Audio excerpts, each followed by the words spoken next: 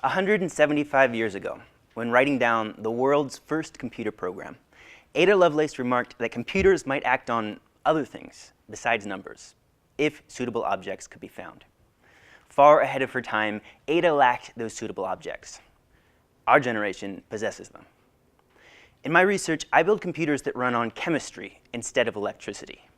It turns out that the exact same switches that compose your laptops and cell phones can be constructed with chemical reactions that release a high or low concentration of molecule instead of a high or low voltage of electricity.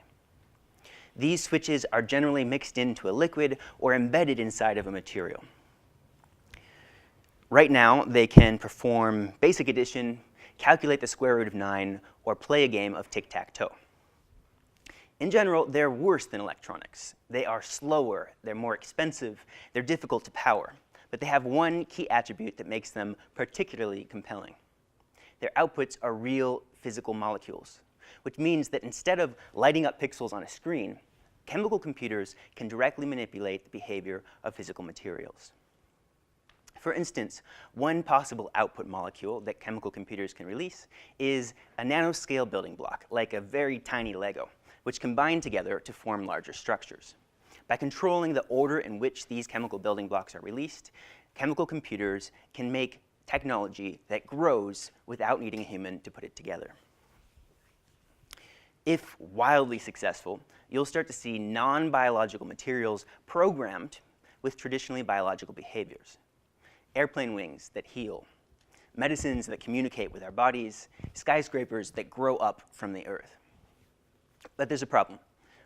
Chemical computers require nutrient molecules in order to operate, and there's a limit to how much nutrient you can provide them. Too much, and they run too quickly and start to make mistakes.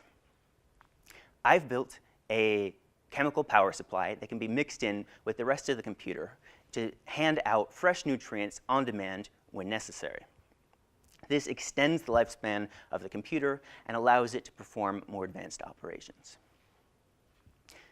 Ada Lovelace was amongst the first people to contemplate what computers are capable of. She was in 1843, before computers even existed.